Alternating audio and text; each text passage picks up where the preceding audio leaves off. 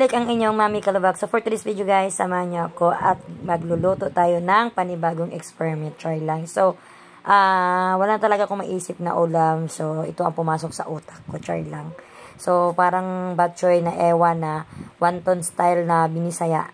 So, dahil may giniling ako dito, tara gawa na tayo ng ating bula-bula kasi wala naman tayong tawag nito pang balot ng siomay.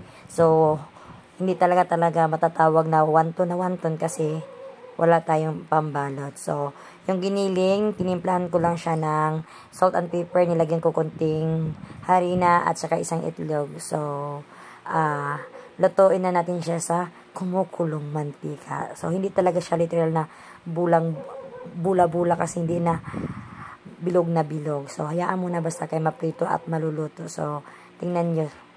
O, diba? Marami din akong nagawa sa natirang giniling na meron kami. At syempre, bumili na ako ng pansit na yung fresh pansit. At dahil meron akong tokwa, hahaluan natin ng tokwa. O, diba? At syempre, piprito natin to. Tingnan nyo naman ang inyong mamila habang nagpiprito, tikim ng tikim. Eh, syempre, gusto ko ng banatan kasi masarap yung pinirito kong bula-bula na hindi naman bilog. So, yummy. Ang sarap niya, guys. So, talagang tikim lang sana yon pero inubos ko na talaga yung isa niyan kasi alangan ibabalik ko pa na kinagatan ko na. So, itong luto na to, guys, ay tiyak na mabubusog yung pamilya ko. Char lang. Sulit edit to. So, nakain na talaga namin siya kanina. So, busog. Hindi na nga ako nag-rice kasi dahil sa pansit at high carb yun. So, hindi na ako kumain ng rice. So, tingnan nyo yung mami love nyo. Kain!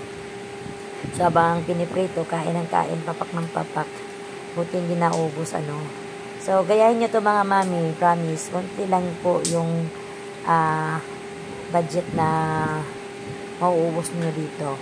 At, syempre, mabubusog pa ang buong pamilya. At ito na po.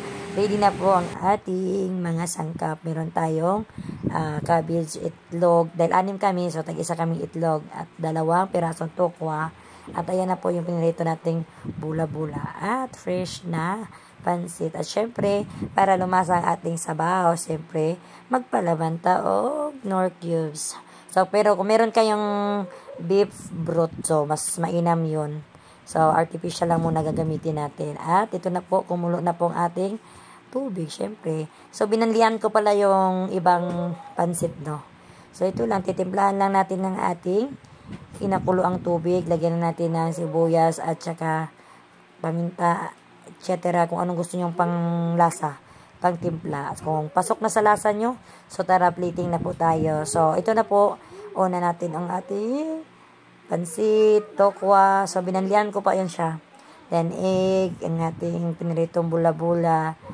At, syempre, lagyan natin ang ating cabbage. Ay, cabbage pa tawag niyan. Basta, bahala na kayo. At, syempre, ating leeks. So, syempre, ayan na po. Panalo na naman ang aming lunch. At, syempre, garnisan natin ng dried garlic. So, yan na po. At yung natira po, ilalaglag ko na po lahat sa kaserola para pag kumain na po yung mga anak ko, hindi na po sila pa isa-isa mag-plating. So, dinagdag ko na para kuha na lang sila ng kuha kasi nauuna kami ni Papang Bin mag-lunch. So, sana po may natutunan kayo sa video na to at keep on sharing, like, and follow my feeds and my YouTube channel. So, kain na po tayo. So, kain na po kami ni Mr. Mauna po kami ni Mr. guys. So, bye-bye. Bye-bye mga kalablab. Hangtod sa sunod.